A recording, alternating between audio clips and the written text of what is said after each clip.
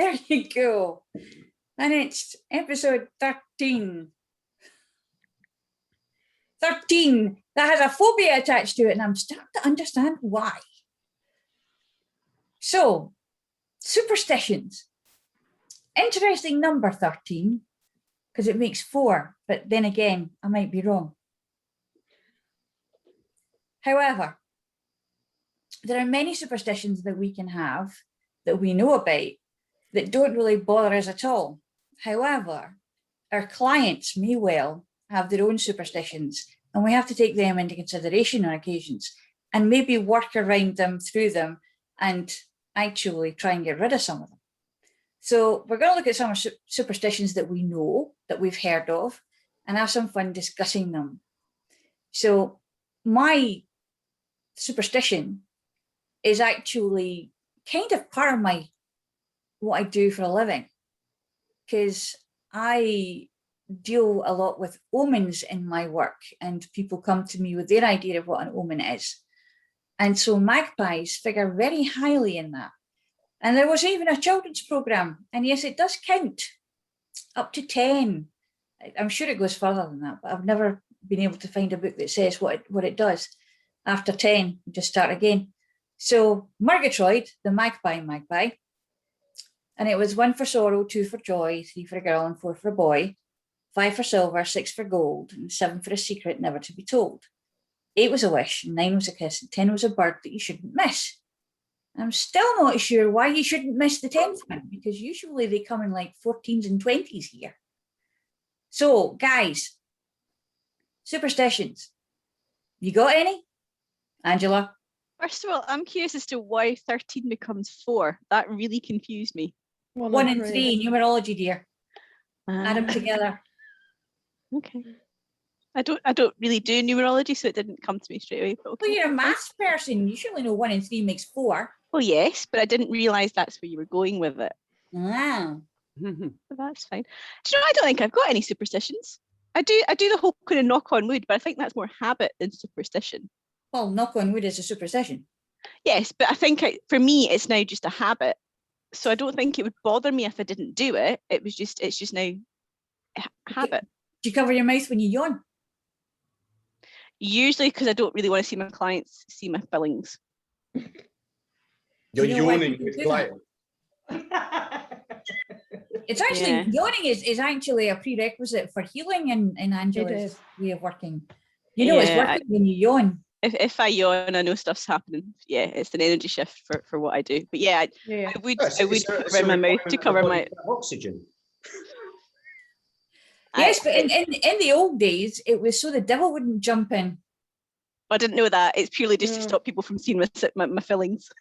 Actually, funny thing happened when I got the Kama Sutra. And I was reading it at work one time, because you had to do something in the tea break. And one of the other girls interesting choice of reading for the tea break. But this is true. But then I'm an interesting person in my world. You're in my realm. Yes, exactly. But the girl who actually picked the book up and started having a look at it because she was curious, didn't read it quite properly. And she said, "What's the size of my yawn got to do with anything?" I said, "Well, that's not Y-A-W-N, dear. It's Y-O-N-I, and it's got nothing to do with yawning, really. It's got to do with the size of certain aspects of the body." I've clearly never read it because that's just gone away over my head. But actually in Tantra, when you're using Om, it actually is opening the yoni. So you could say that yawning is part of that. Yes, but this poor girl actually, she interested me. If she read it, how did she think it? Because it's yoni. And yes. But how did she say yawn? But then this is a girl who actually quite happily said that she was crossing a field one day, bent down to tie her shoelace, and was mounted by a bullock. So, she doesn't think very well about these things. Just didn't really happen. So back to superstitions. Superstitions, yes. So I'll walk on the cracks whenever I'm out, because it was always one of those things as well that you didn't step on the cracks when you were walking because that was a bad thing to do. So I would deliberately go and walk on them to annoy my friends. yeah, I've always wondered about that. I had that Bad. as a kid as well. But But you would walk on them. Yeah, but my parents had a crazy paving pathway. I mean, months to get out the garden. That's what happened. That's why they're called crazy paving, because they make you crazy trying to walk on them. Yeah, exactly. Yeah, you never see where you're going. What about you, Faith? Do you have any superstitions or know of any that have maybe? Yeah, it's interesting actually. Interesting question. Not aware of them till you get asked about them, because there is a habit that, you know, a reflex with a lot of them, isn't there? This very day, you mentioned magpies, right? I don't know if you do this too, but because one is for sorrow, and there is a gender bias in this, the superstition is to say, good afternoon or good morning, Mr. Magpie, how's your wife and family today? Because then you're wishing on them, wishing for them that they're not alone. So I do that this very day when I was driving. I said it out loud to a solo magpie in the middle of the road.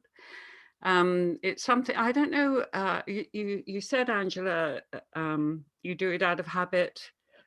But if I didn't do it, I would miss doing something. That's interesting, isn't it, really? The thing that I don't do is walk under ladders, right? Now, that's got a superstitious heritage, but or origination, but actually it's a bit too risky for me anyway, the way they're positioned on pavements or anything. I'm not sure whether that's a superstition or a wisdom of keeping a bucket off my head, quite frankly. Crossing my fingers, cross my fingers every now and again, and touch wood every now and again. So like I've said, I'm not aware of reaching out to something somewhere for good auspices or anything, but I would miss it if I didn't do it. That's what I find interesting about this.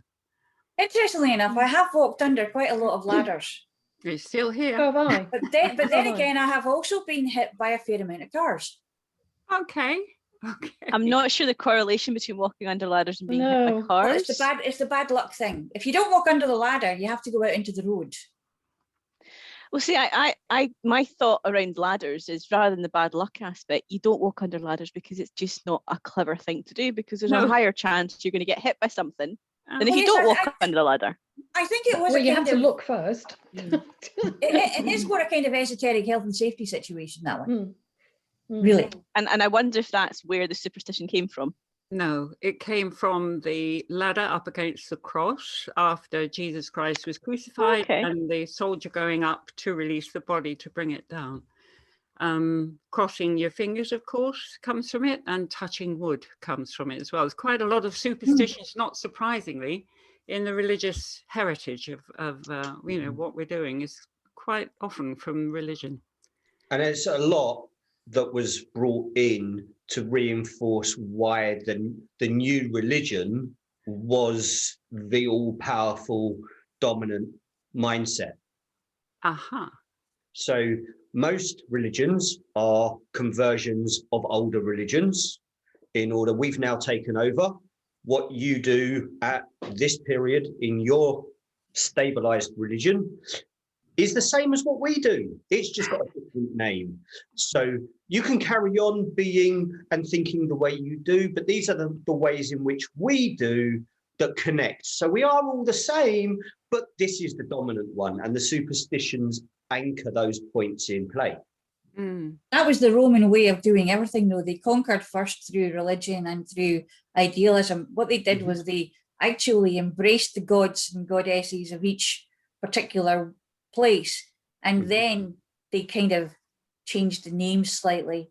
And then when, of course, Constantine decided to do his little conclave and decided who was going to do what was going to go in the book and what wasn't, basically they very much tied things up by changing the calendar and making the pagan dates associate and align with the religious dates of their story. So basically it was a case of, at one point, when the Beltane fires particularly were going on, and they were, oh, you don't want to be doing that. It's all wet out there. Come into our place. You can stand here. We'll give you sweeties. We'll give you nice things, and you can, you know, be happy and be in the dry. You don't have to do that outside. Because let's face it, it's pretty wet and mucky in the end of April out in the fields. And that's where the idea of 13 being unlucky for some, because anyone who was associated with the month that they got rid of had no place in the new system. So unlucky for some who were connected to the change in calendar and control systems, it was unlucky for them. Wow. It's amazing how many things slip into our language and we don't even know the reasons for it. August, it's one of the, yeah. After Augustine, Mm-hmm. and it in the grand scheme of how the calendar had been worked out previously, the month after August, as they would have had it, disappeared. Mm. So if Augustine had not been born in what is now our 8th month, might not have actually been part of the new system. Yeah. Such is life. Yeah. So I find it interesting about black cats, actually. Cats have had a terrible time of it, particularly at the time of Botticelli and the Renaissance, that kind of area, where they were burning them and throwing them off towers and doing extremely interesting things with them. But what's interesting is that in America and in Europe, you know, like that Europe, not us, black cats are not lucky. Yeah, I But always think of them as lucky. But here, black cats are lucky. It's a lucky black cat. Whereas in America, people will crash their cars to get out of the way of a cat that's crossing their path. And that stems from why was America formed, and what was the connotations of the individuals that formed the early settlements from Europe. Were the religious groups that were basically told by Rome, you want to do that, go somewhere else, because you're going to do it here, we're not going to accept it. So you've got all of the religious zealot dynamics that were playing out in Europe and the Renaissance and all of that. You've got America forming with people that didn't fit within that. And you've got the entire dominance of the hunt for what was deemed as witches going on at the same time.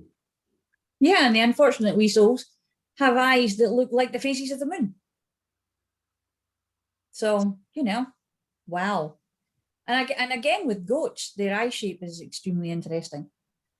So we have a lot of association going on with different things that happen. But interestingly enough, it's a deep-seated psychological thing that happens. We pick it up from childhood. We even pick it up from the womb, possibly.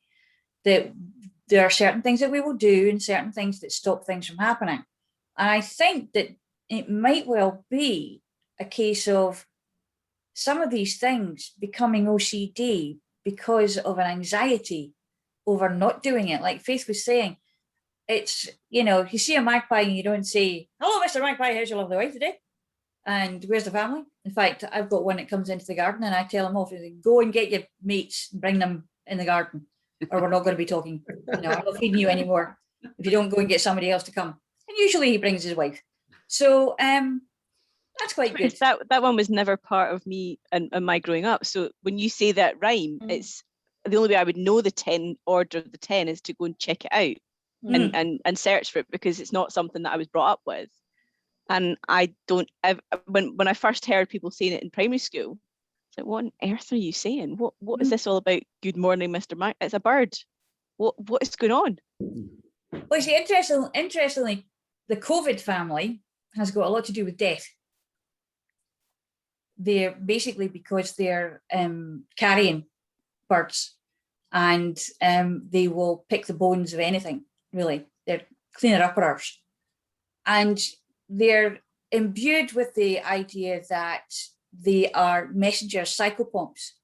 They will allow and carry souls of the dead to the different places where they need to be. Even sparrows are included in that. Sparrows are known as psychopomps as well. Owls, but the carrion birds have a big kind of way of being in that situation, of understanding what death is, and particularly in the old days when death was very, very close. Anything that was even a subject matter close to the fact, and you would always see a magpie or a raven or a rook or a crow, jackdaw, they're around when something's dead. It's almost like, you know, when you see in the American Westerns and things, you see the buzzards flying overhead, you know, that something's dead somewhere. These got this idea of particularly being so black, and the black and white, and, you know, the whole thing. It was the imagination of the time would imbue it with this power. You know, just the power of the thought of it. And I think that that's basically what superstition is the power of the thought making the action that gives us this. And when you say touch wood and you knock on wood, if there's nothing there, you'll actually see people looking around for a bit of wood to knock on. You know, and when they can't find it, just knock on their head. But there's sneezing, there's coughing, there's things that we do when we're see, that's another one. When you sneeze, you say bless you. And I don't, for me, I don't say it out of a superstition. I say it out of politeness, because that's the norm. But I know that the original was because it was, people thought that you would sneeze your soul out. Yeah. And that's why you were saying bless you, to I think, to put it back in, I think. But for me, that's more of a politeness than following on from a superstition. I thought it was more, I always thought it was more getting that something you were expressing something, you were getting rid of badness by sneezing. Yeah. And that's why you were told bless you, because, you know, you were being blessed in that you'd got rid of something. Yeah, and in the paganism that is where the first kind of recorded history of bless you comes from. That phrase bless you is older than Christianity. And it's, I thought it was kind of Roman Greek type. Yeah, with the gods. And it's the pagan bless you of, you've got the spirit out, whatever it's that's causing you problem, you've just expelled it. You say bless you at that point, because it puts a barrier on it coming back in. Alternatively, when you're sleeping and your soul leaves your body, if you sneeze, you can't let your soul back in. So it seems to be dependent on what you're looking at. I've never known anybody sneeze in their sleep without waking up. But it's that concept that your soul can leave. So if you're sneezing, are you also sneezing out your soul? So it's And it's as Leslie says, a lot of it comes from, at a time in history, people were trying to understand the world around them and communicate that to people who didn't understand, couldn't read, couldn't kind of put these things together in a way that kept the dominance of whatever control mechanism was in play. So all of these things were ways of sharing. It's just like a story that, you know, fables and everything else. It's a way of expressing knowledge in a way that keeps the status quo for whoever is in control of the dominant part of society. It's like about control. It's always been about control, always. And it's one of those things that it becomes embedded so much in your psyche that you just do it without thinking about it. It becomes a matter of rote on occasions. Generational experience. Yeah. Even if you don't know what it refers to. Yeah, well, you don't. That's just it. Half of us don't actually know what half of what we're being taught religiously refers to from the beginning. And to be perfectly honest with you, I don't think that most of the people who are teaching it actually know where it comes from at the very beginnings. And this reminds me of a conversation I had about this topic a couple of weeks ago with a client who was very, very superstitious. absolutely, dominated their thought patterns at times as a child, and they've kind of worked through it. And they told me a story about when they were in the military. And I'm pretty sure it's done the rounds. I don't think this is their story. But the story goes that there was a bench at a training camp that always had 2 armed guards on either side of the bench. And it was duty to provide that guard, right? But no one knew where it came from. Nobody knew why it was there, but it just happened. And it had happened for about 60 or 70 years. And the new camp commander comes in, sees this being done, doesn't understand it, and tries to contact the oldest living survivor of the camp to try and understand why this is. And he finds someone as close to their hundreds, and it discovers that the reason that they originally put 2 troops on either side of this bench was because they couldn't find a sign that said wet paint. I like it. I like it. I like it. Nearly 70 years, this tradition had taken hold that this bench somehow had to have an armed guard on either side of it, was because years before they were trying to stop people from touching the wet paint. I love that. Well, uniforms cost a lot of money in those days. So traditions and superstitions, they're kind of they're embedded in our psyche to a certain extent. Exactly. And sometimes we understand them, sometimes we don't. And as you mentioned, with the changing of the religions, the new religions took over the old ones and gave them new meanings. So is that maybe the same with traditions as well? And then you look at festivities and you look at hip hip hooray and all the different things you do to celebrate or whatever else is going on in life. And where's it all come from? Dominance, control over others, and giving a reason for that control. Or not. Or habit. Someone liked that idea, let's do it again. And suddenly it's become this thing that if we don't do it, disaster. Yeah. Interestingly enough, though, habit is actually ritual. Mm-hmm. Taking a ritual, it's taking one thing and doing it religiously, which basically means doing it ritually again and again and again. Mm. And religion just means connection. You're connected to a certain thought form, a certain way of thinking, a certain way of being, and understanding how life is. But superstitions transcend, even although people don't even think that they do. They don't even think about where they come from. They're quite... They transcend questioning, don't they? Yeah. We just accept them. That's what we do. Yeah. It's like... And we don't question it because it's just what we do. But the interesting thing is that it was like when Lucky Rabbit's foot, wasn't he lucky for the rabbit, mind you? Wondered why they called him Hoppy. Hop along. Yes, definitely. Wasn't hopping much with that. When it comes down to will we get attached to certain touchstones, and there's another one for you, a touchstone. When we get down to carrying something, we like to have it there, otherwise we don't feel right. And it's on a spectrum. It can be just something that is, we know it's there. As long as we know where it is, we feel quite happy. But usually it's something that we could even be using to calm ourselves down, just putting it in our pocket or something like that and holding on to it when we don't feel, and that the action of doing that is almost like a magic thing. Suddenly we feel better. But we know basically that if what we're doing is we're taking time out and we're refocusing our thoughts, we're refocusing into the kinesthetic of where we are instead of the psychological, the thought pattern of it. So, in fact, Angela and I were talking about this the other day there. I have a crystal that's actually been further in the world than I have. And it was through the conversation, and there was a lot of alcohol being consumed.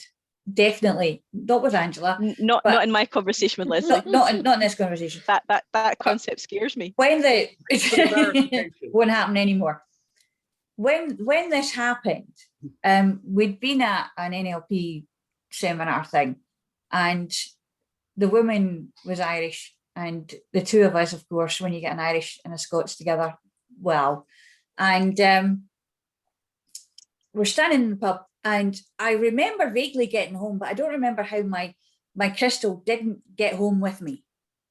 And as it turned out, and I thought, I've lost it. That's it, I've lost it. And she was with me when we went over to the different places to look to see where it might be. And it was about 6 weeks later that I got a letter from Ireland saying, I found this in my bag. Oh. And I looked at it and I thought, well, you've got better travel than I have. You've been to Ireland and I never have. How does that work? And so the crystal now has its own story. It has its own kind of magic that's in there. It's got energy from Ireland. It's been there. And it's one of those things that it's a little special stone, mainly for what I got it in the first place. But it's still, I like to know where it is. And knowing that it was somewhere I didn't know where it was really bugged me for a while. So does that then become a bit like a comfort blanket for you? Yeah, something like that. And I can resonate that from, years ago when I used to compete on the track. I would go to race meets pretty much right the way through the year, either summer season or the indoor season. I'd be somewhere with running spikes, gym kit, everything else ready to race. But I would always have a token with me that had been given to me by a professional athlete. And it was just that sentimental token that went in the kit bag. And when it wasn't with me, it really bugged me that I didn't have that token there. Did it have any impact on my capacity to run, race, win races? Who knows? But it had a psychological impact that it was there or it wasn't. And I felt more comfortable when it was there, and when I wasn't, didn't feel too great going out on the track. We were talking about this earlier, weren't we, before we recorded, about sports people, professional sports people, like Rafa and all of them. They've all got something, a ritual that they do or something that they have, whether it's a racket or whether it is that. So yeah, it is. And as someone who has been a competitive horse rider, I never ever had that. But for me, it's just never been a thing personally. And I don't know whether it is because some of the things you're talking about, my childhood was in Iran. So I missed out on a lot of what you would be taught in. Yes, we were taught taught British way because we didn't mix with the Iranians. We had separate schooling. But at the same time, I wasn't in the UK. So I missed out on a lot, but I'm just not that kind of person. I'm not attached to anything. I don't have an attachment at all. And that superstition thing is very, again, we were talking earlier about in my line of work, because I'm a mentor, not a therapist, and it is quite different. But in my line of work, I don't come across people who have got superstitions in that regard. But it's not really part of my work, whether it is, I've done lots of different things, whether it is in business or finance, or as now it is in, relationships and intimacy and things that just aren't those kinds of, we don't even talk about things like that. It's never come up in conversation, which I find interesting because I've been in these massive groups of women from all over the world talking about some very intimate things, and yet this superstition thing has never been a topic of conversation. It's one of those things that my mother used to, and not just my mother, but there's a generation of women, I suspect, that have heard this in their childhood and all the way through. when you're going out, always make sure that you've got a clean underwear on. In case you never- get hit by a bus. Because you never know what's going to happen. And I'm going to tell you right now that basically when it happened to me, it's the first thing I said to the ambulance driver. What, you got clean pants on? My mother, I changed my knickers tonight. It's amazing. I mean, I never really, you just don't. But when it actually happened, when the accident actually happened, and I'm going in the ambulance, and I'm realizing that they're going to that I'm going to be getting my clothes taken away. It's a case of, wow, she was right. And again, is that superstition? Is it tradition? Is it just one of those nice to haves because you don't want the other people talking about you? Well, you know, that's just it. I mean, where does it come from? You never know when you're going to get lucky either. Well, this is In Leslie's case, she gets knocked over more often, though. But this, yes, this is true. That may be then for me why I don't like not having matching underwear. and Even when I go to the gym, I wear good stuff and it's matching underwear. It has become a thing, hasn't it? You have to match your underwear. I only ever buy bra and knickers together, in sets. I don't care. We found your superstition. No, I just love lingerie, and that's part of my work. So, there you go. and this is the connectivity to an actual incident. We don't generally talk about superstitions or anything else unless it's in context of something that we're actually experiencing at that moment. So while a lot of people will say, no, I'm not superstitious, etc., and it doesn't come up in general conversation, but when something happens where that superstition, that nugget, that nucleus that's buried deep inside their psyche gets triggered, then they'll talk about it. Like spilling salt. Can you give an example, Dave? Can you give an example? Sorry? Can you give an example of that one? Okay, so we don't generally talk about, like we just had, the idea of having clean underwear on before you go out, until there's a reason why you're going, thank God. Yes, job's done. Thank you very much. And it doesn't matter what the situation is that's caused that to be triggered, but somewhere in our psyche that's been buried away, waiting for that moment for us to be able to cope with that deflection from whatever that situation is. Because while Leslie's laying there in an ambulance, she might be surrounded by the best looking paramedic on the Absolutely. No, it wasn't. No. I was at a lock that night. No. The irony of that is, with a serious accident, one of the first things you do is probably pee yourself or defecate. So you're not going to have clean underwear anyway, if it's that serious of an accident. Reflection in the mind from that what's happened to, I need to think about, did I put clean underwear on? It doesn't matter right now because actually they're not clean. But the deflection. They cut your clothes off anyway. They don't even look. They just take a pair of bandage scissors and cut the lot off. Yeah. You know, you never get them back. Psychological protection from the trauma that's just happened. It's giving you that defense mechanism to go, don't think about the fact that they're just cutting your clothes away. Think about whether or not you put clean underwear on. Yeah, but actually also what was happening was, it was a convincer. She was right. It happened. It happened, which actually for me was a kind of, oh God, she was right.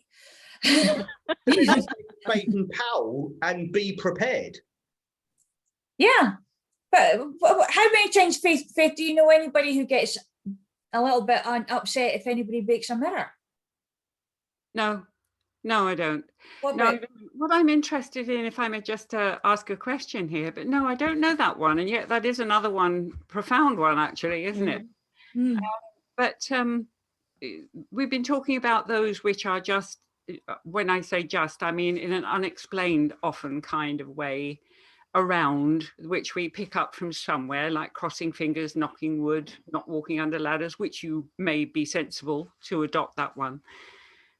that's different, I think, to having a lucky charm or some object, because you are creating the and actually what's common to them all. Once you start, you can see the association. It's a question of association. Dave, you mentioned the word anchoring. A state is anchored. I would almost say that it is magic, the way a lucky something or other can change your state, right? Just as it's a little bit magic if you haven't got it, that you feel that, you know, disgruntlement because you haven't got it.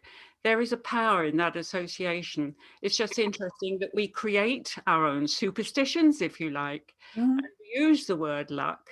And the other thing, and of course, with NLP, we use that anchoring technique to help people to change their state in a positive way in order to, you know, feel better, do better, whatever. And lastly, just one other thing, but it slipped my mind, so I'll stop there. But there's just two pathways going, aren't there? The inherited, if you like, and then the ones which we knowingly set up, that we miss them again, we miss them. I think running it through them both is this power of association, the massive power of association, which is one of the biggest, not logic, they're illogical pretty often, but the association, the power of association in there is massive. You've been talking about buried deep in the psyche, and that's where the association is. So it's, yeah, we can create our own. I think I will. It becomes a locus of evaluation, isn't it? But it becomes a self-fulfilling prophecy, because when we get this thing, this attachment to an idea that if we do a certain ritual, if we have a certain touchstone, if we have this thing going on, everything's going to be right.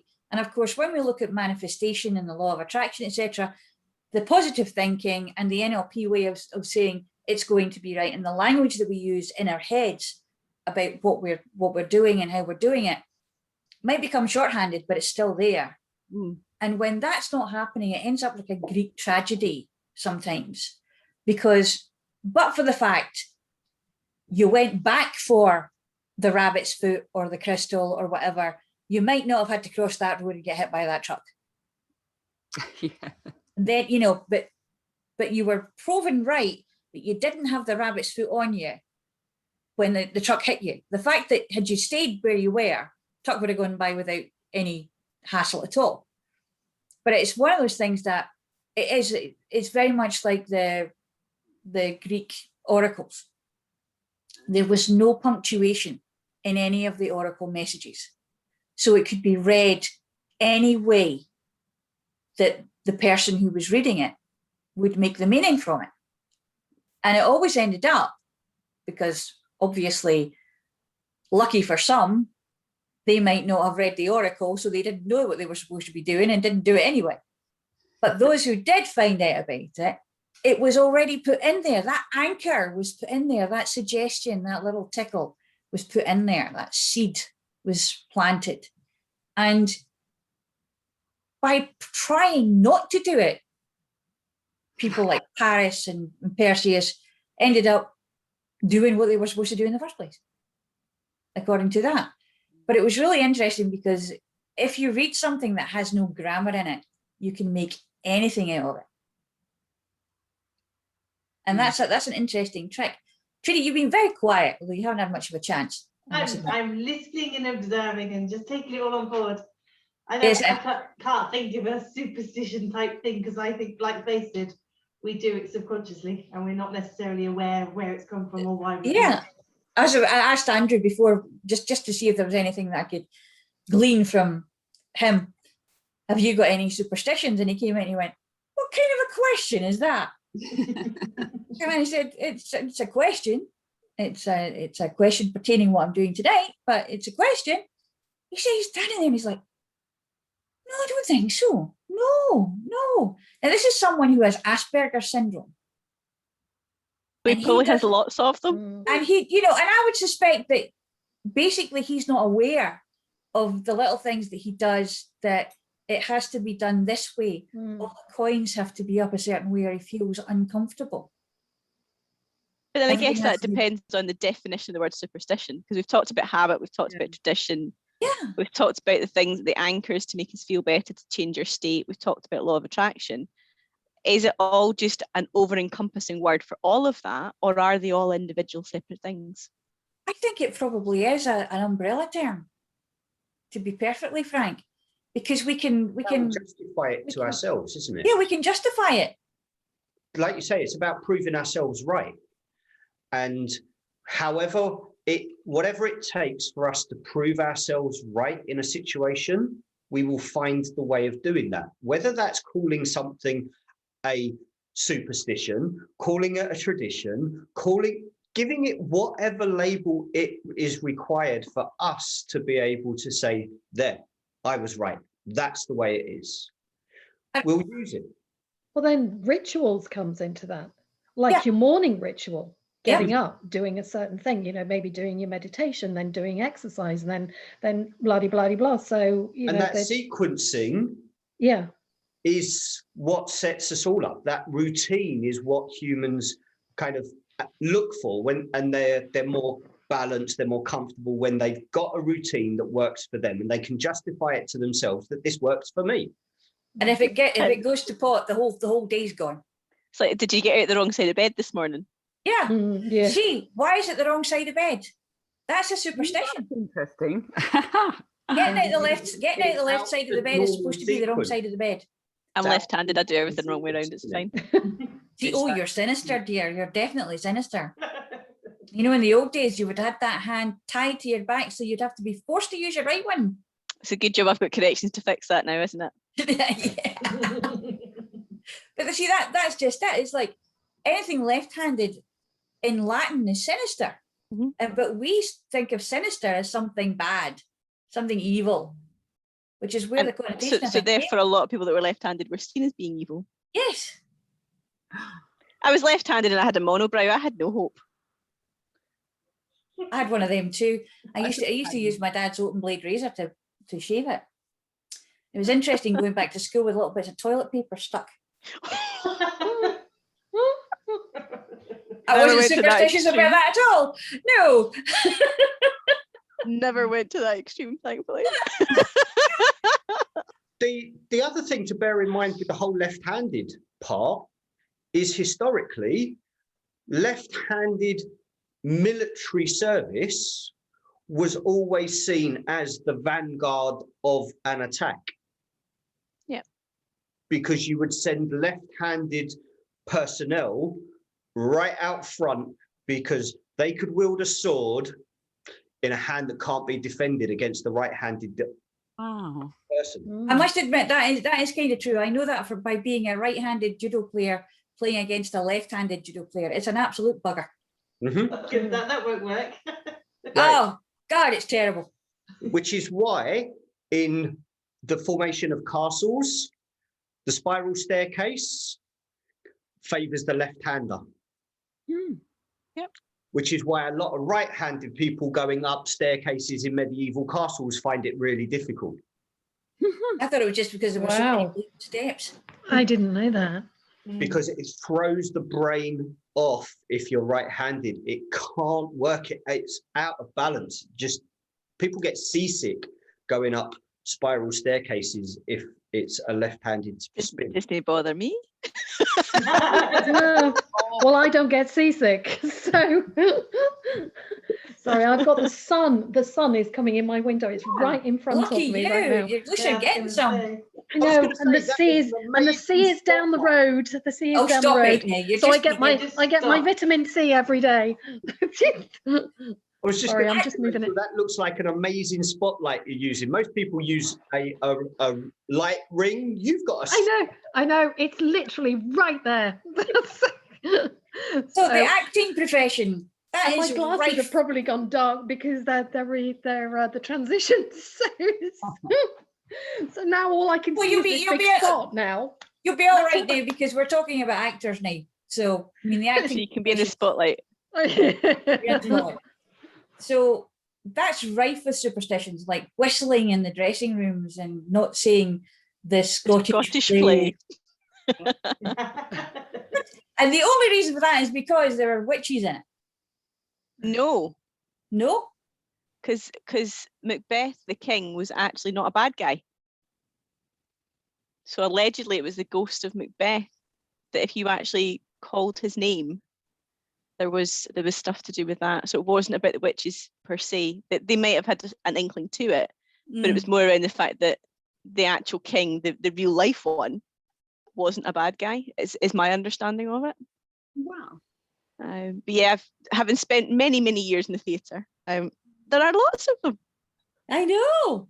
Do tell more. Oh, now you're putting me on the spot, aren't you? You walked into that one. To be honest, I hid behind the Treading the board, spots, so I was fine. Treading the boards, break a leg. Absolutely. Yeah, you didn't say good luck. And there's something about the safety curtain that I heard as well. There's a reason why there's a safety curtain that comes down, not just the closing curtain. It's a fire break.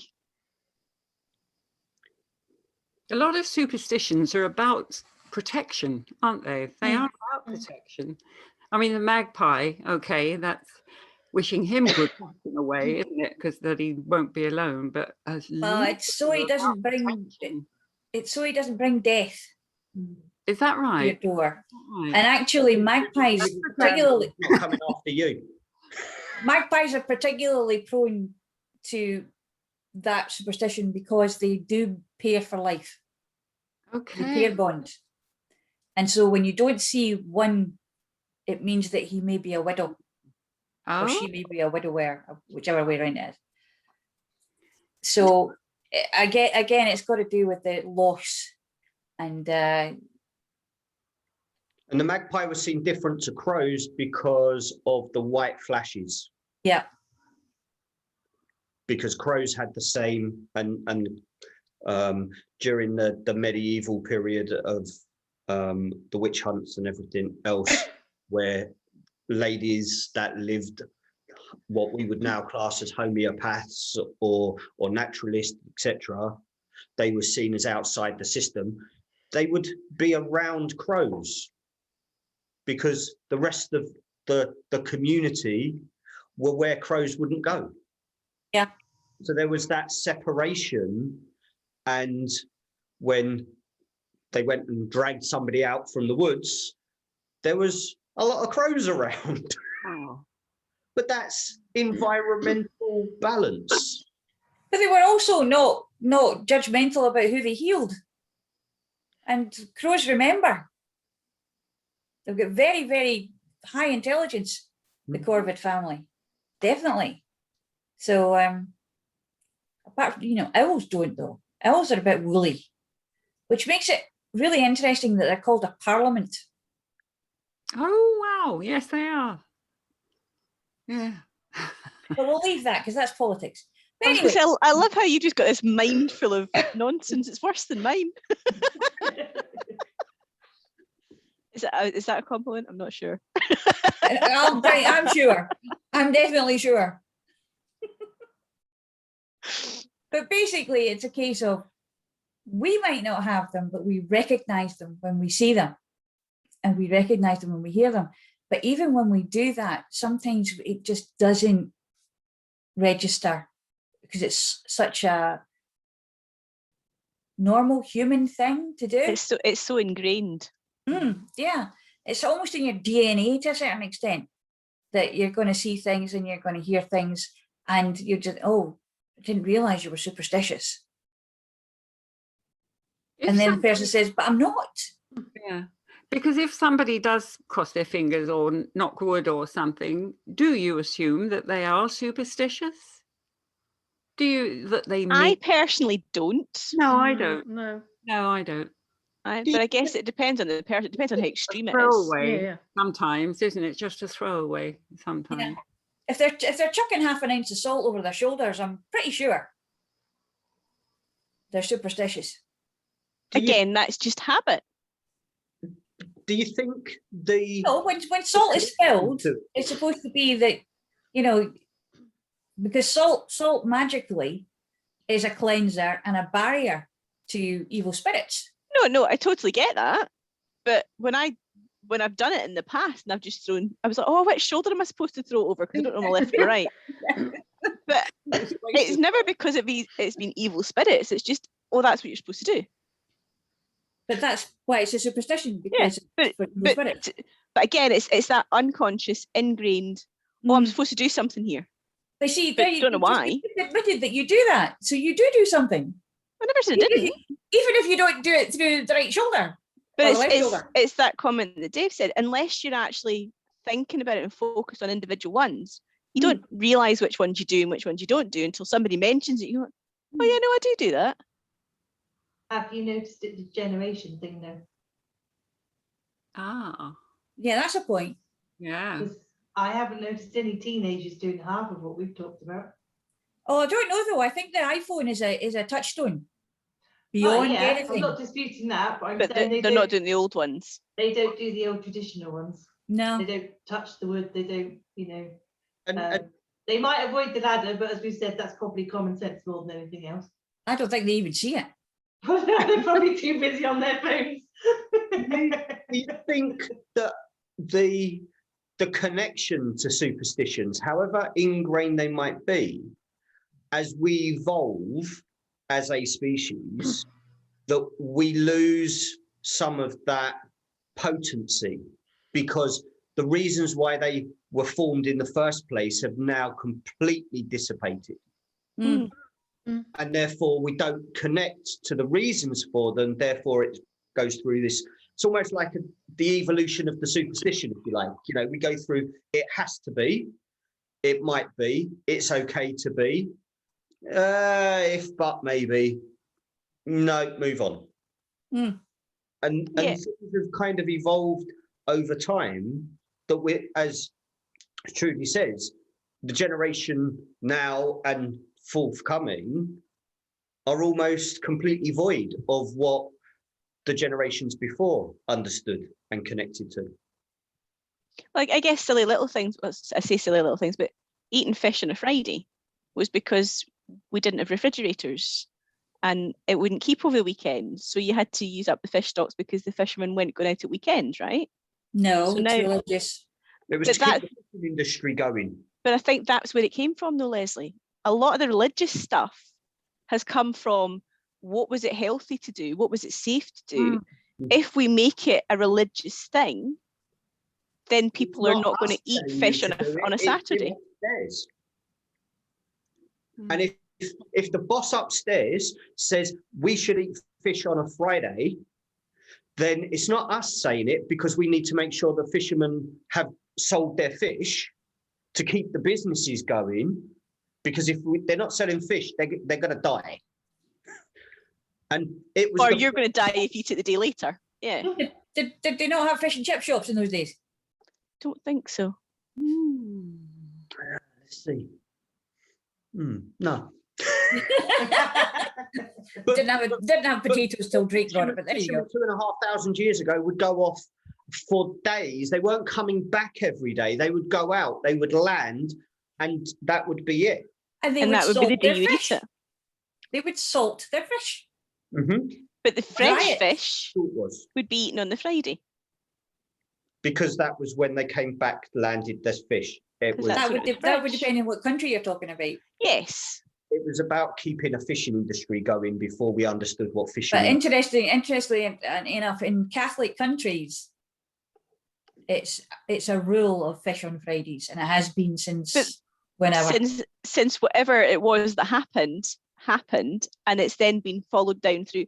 Just like I'm not sure the last time I had any supernatural dealings with anything that required me to throw salt over my shoulder, but it's a habit. It's become enshrined, it's become ingrained. So now it's a rule, it's an instruction. It's like not whistling in a theatre or not whistling in the Navy. They were banned because they had been used as markers for activity to happen that shouldn't be happening. Well, it's like 3 on a match. That came from the First World War.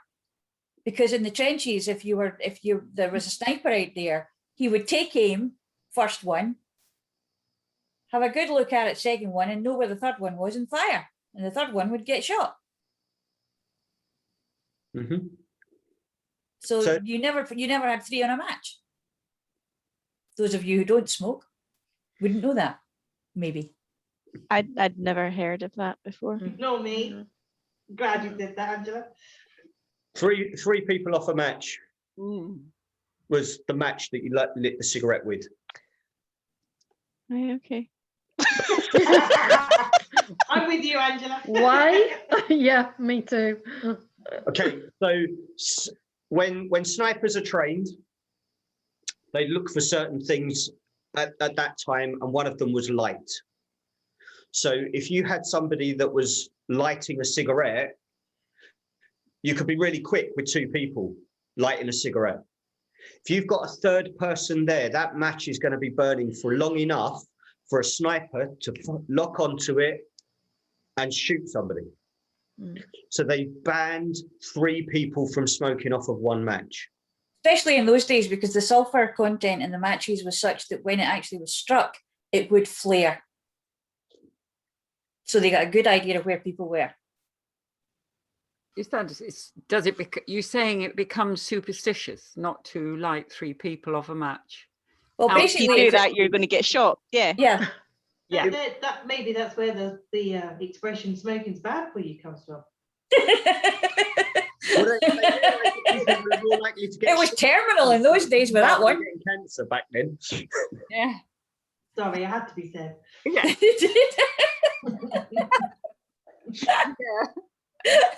I just sit quietly back in my corner. It's fine. No, it's true.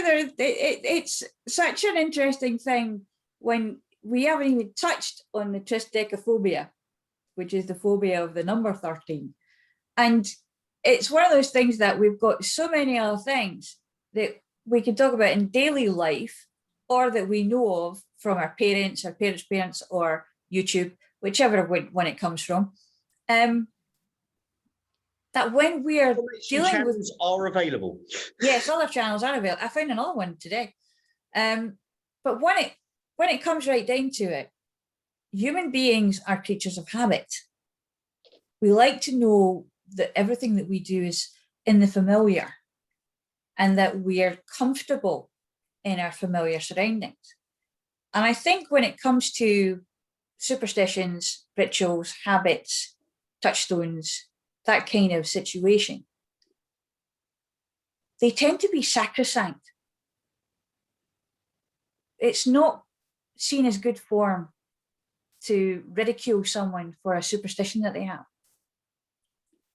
On occasions, because there have been very good convincers when something has happened, and they say, see, if I'd done what I usually do, that wouldn't have happened. You're laughing, I know, because yes.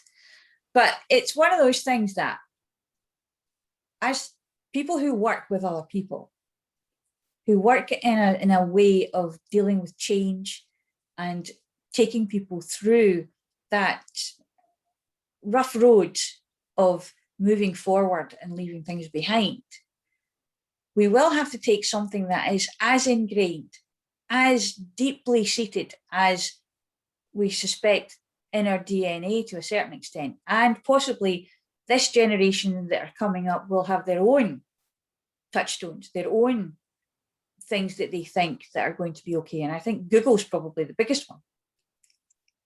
But we have clients who are of an age with us, who do have certain ways of thinking, certain ways of being, and we have to be able to work that. We have to be able to use it so that they will be able to understand that they can let it go, or the reasons for it being there, so that we can all go forward.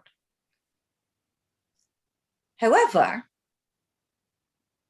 there's always going to be a little something somewhere that trips us up. Whether it be not changing our knickers. If we let it, yes. But it's one of those things that making a conscious decision to stop something, then something happens. Amazingly enough, your brain, your mind actually jumps straight to, well, you let that go and look what happened. And it's that proving ourselves right, isn't it? Yeah. Buying the outcomes of our own choices. But also there's the idea, now here's a question to linger on, because I'm going to wrap up now. Are we manifesting the thing that we fear when we look at the superstition and say, no, I don't think that you're valid anymore? Are we doing it on purpose? Like Dave says, are we actually proving ourselves right on purpose, just so we can go to anybody who says that superstitions are not real? So I'm going to wrap that up now. Thank you, everybody, for coming. We'll have a think about what's going to happen next time. And well, we pondered on your question. Well, you pondered on the question, yes.